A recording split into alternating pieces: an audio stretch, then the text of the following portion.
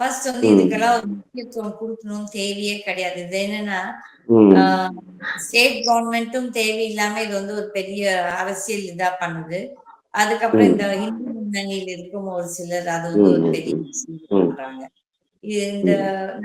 நான் every time I take that stand. கடவுள் நம்ம யாரையும் வந்துட்டு இந்த வேலைக்கு ஏத்து, இந்த வேலைக்கு இங்க ஏத்து, அங்க ஏத்துன்னு எதுவுமே சொல்லல. இதெல்லாம் மனிதனா நம்மளாவே ஒரு இது யூகிச்சுக்கிட்டு அதுக்கப்புறம் நமக்குள்ளாரையே சண்டை போட்டுக்கிட்டு தான் இதெல்லாம் செய்றோம்.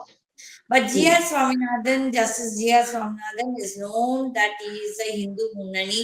He was a member of the Hindu Munnani. அதுக்கப்புறம் ராம் கோபால் அந்த இவருக்கு அவரோட ரொம்ப க்ளோஸா இருந்தாரு. ஸோ அவருக்கு வந்து கொஞ்சம் அந்த பாரபட்சமா கண்டிப்பா ஒரு ஜட்ஜ்மெண்ட் குடுப்பாரு. என்னன்னா, அவர் வந்து அந்த இந்து ம்.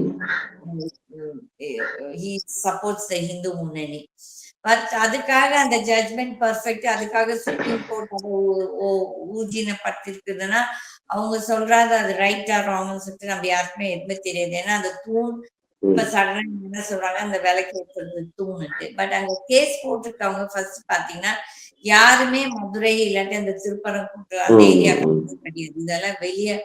நாகர்கோயில், கன்னியாகுமரியிலிருந்து வந்த இந்து முன்னணி அவர்கள் தான் இத பெரிய இஷ்யூ ஆக்குறாங்க. இவங்களுக்கு என்னன்னா இந்த இந்து முன்னணிக்காரங்களுக்கு எப்படினாலும் ஒரு பதட்டமான ஒரு நிலையை கொண்டு வந்து அதுக்கப்புறம் ஒரு லா அண்ட் ஆர்டர் சிச்சுவேஷன் கொண்டு வந்து இந்த டிஎம்கே கவர்மெண்ட் எப்படினாலும் வெளியே அனுப்பலாம்னு சொல்லிட்டு அவங்களோட எண்ணம்.